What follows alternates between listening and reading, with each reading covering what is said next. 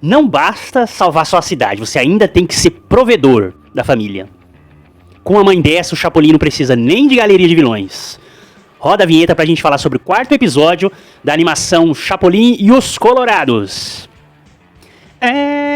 Chegaram os Colorados.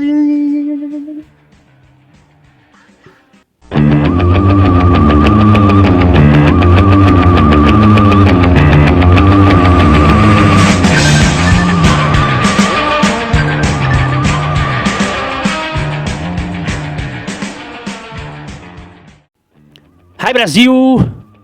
Eu sou Jimmy do canal Jimmy Nada Neutro, o seu nerd leprechal, o Visconde de Sabugosa da internet, o Goblin, o Duende Verde e Amarelo da internet. Bem-vindos a essa ilha mística, essa ilha fantástica de Hi Brasil, onde a opinião nunca é neutra. Já se inscreve no canal, deixa aquele like e compartilha com seu amigo que também é fã do nosso polegar vermelho. Bora pra resenha do episódio.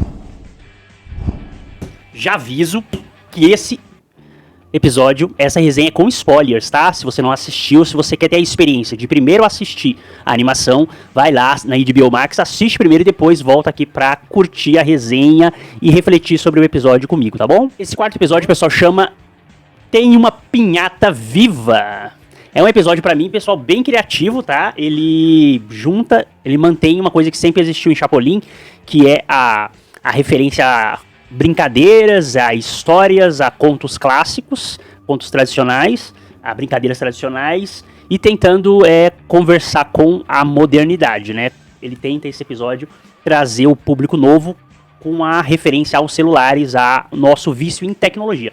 Por que eu tô falando isso, pessoal? O episódio começa com uma referência clássica ao monstro de Frankenstein. É esse monstrinho aqui, ó. Vou pegar aqui este monstrinho aqui, pessoal, o monstro de Frankenstein. Vou deixar aquele junto com o Chapolin, tá? Vou tomar um cafezinho. Ele cria, pessoal, esse monstro de Frankenstein em forma de quê? De pinhata. Vocês lembram o que é pinhata? O tio Duende vai falar pra vocês. O tio Jimmy Duende vai falar. Pinhata era aquela em festa de aniversário, antigamente, na Europa, e depois se espalhou para a América Latina também. E ficou, acho que, um pouco tradicional no México, que é aquele brinquedo que eles enchem de doce e encapam com papel crepom, e a criança fica com os olhos vendados, batendo com um bastão assim, pá, pá.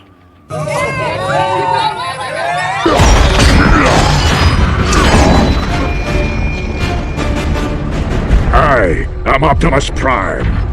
Pra estourar todos os doces, né? E eles giram a criança, vocês lembram disso? Eu nunca tive isso no meu aniversário, mas eu via isso em aniversário de crianças na televisão, a gente via isso no cinema, em seriados. Eu nunca tive isso no meu aniversário, mas eu vi isso em aniversário de crianças na televisão, a gente viu isso no cinema. Isso é uma coisa meio tradicional no México, se eu não me engano, ou pelo menos era na época da criação do Chapolin. E o professor Lobinstein, tem aqui a versão em espanhol ficou Pachosten, eu achei meio Panchosten, de Pancho, Sancho Pança, sei lá. Mas na versão brasileira eu gostei mais, do Dr. Lobinstein, ele cria esse monte de pinhatas, esses bichos. Você vê que a referência é ao Frankenstein, porque é uma cena onde um raio cai numa mesa que é coberta por um lençol, onde tem um corpo assim, cai o raio e ele anima essas pinhatas, né? Eu gostei bastante que o capanga dele, cadê? Eu anotei o nome aqui. Igor Gonio. Ele parece o Pepe. Lembra do episódio? Pepe, já tirei a vela. Ele é um gordo meio parecendo o tropeço da família Addams. E ele tem uma vela nas costas, em cima assim nas costas, que fica andando com ele o tempo inteiro assim, num prato, né? Eu achei que lembrou bastante esse episódio do Pepe, já tirei a vela e... porque tinha um doutor maluco cheio de experiências. Eu não sei se esse Dr. Lobinstein é o mesmo personagem, eu não me recordo agora, pessoal. Mas eu achei que essa referência, né? Ué? Que foi? Que foi? Não sei, ué. Pepe! Já tirei a vela! Pepe! Já vou!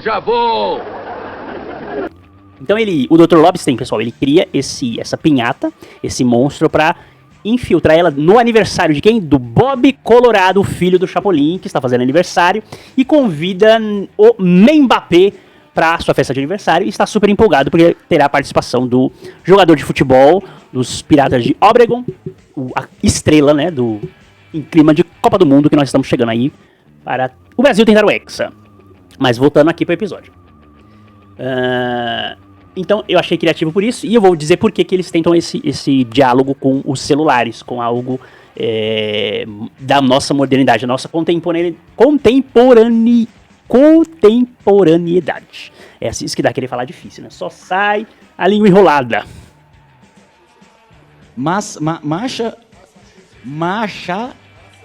Massachusetts. O Chapolin, gente, fica enciumado porque o filho idolatra o Mbappé, o astro do time de futebol da cidade, e deixa o próprio pai, que é o herói que salva a cidade, salva o mundo em várias linhas do tempo. Ele não liga muito, ele só liga pro Mbappé. E é aí que entra novamente a mãe do Chapolin, a vovó Abuela, que faz uma crítica, que a gente vê como eles estão marcando ali e trabalhando a personagem da vovó Abuela. Ela tem até dois brincos verdes e a roupa roxa, que é uma coisa meio vilanesca da vovó Abuela, apesar dela não ser uma vilã, mas ela circula eu acho que nesse espectro de personagem meio quase anti-herói, assim, de tanto que ela critica o próprio filho, que é o Chapolin, né? O Chapolin tem um momento que ele tá enciumado, né, encostado numa árvore na frente no quintal da casa, as crianças loucas pelo Mbappé, e ele fala que esse palhaço só chuta uma bola, eu quero ver ele salvar a cidade. Aí entra a vovó Abelha, ela critica o Chapolin por ele não dar presentes pro filho, e fala que a admiração que o Chapolin quer do filho, ela precisa ser, ele precisa dar motivos pro filho admirar ele assim, como se salvar a cidade não fosse um grande motivo, né? Aí eu anotei aqui, ela tem uma fala: quero ver você ganhando o mesmo que ele ganha jogando futebol. Então a animação ela demarca muito esse apego que a vovó Abelha tem a ser uma pessoa de valores de outras gerações, como eu já falei em outros episódios, tá? Então ela quer um Chapolin, como ela já tinha dado início no primeiro episódio, que ela quer um Chapolin provedor, o cara, o super-herói, salva a cidade, não tem tempo pra trabalhar, pra bater cartão, pra ter carteira assinada, pra ser CLT, tá salvando todo mundo. Um super-herói não tem direito de ser um vagabundo. Mentira, não é um vagabundo, mas não tem direito de ser de salvar a cidade e não ter salário. Como que esse homem vai salvar a cidade e ainda ter salário? E ainda cumprir carga horária, 8 horas? 6 por 1? O Chapolin não dá pra ele ser 6 por 1. Ele precisa salvar a cidade. A vovó Abelha não está ligando, ela acha que ele deveria ser o provedor. Então não adianta nem você ser um super-herói. Você que está me assistindo aí, não adianta. Se você voar, encolher, tomar pílulas de nicolina, ter uma marreta biônica, nada do que você fizer, você será um homem de valor. Só se você bancar a sua casa. Só se você ganhar, você sustenta sua mulher, seu filho e sua mãe. É só assim. Um homem só tem valor assim, gente. Mulher, ela é amada incondicionalmente. Ela não precisa bancar a casa. Um pet, seu cachorro, seu gato também. Eles podem só comer, cagar, tomar água e peidar. Agora você, homem, você só vai ter valor nesse nosso mundo se você conseguir sustentar uma família. Você me ama? Sim, eu amo. Amor eterno.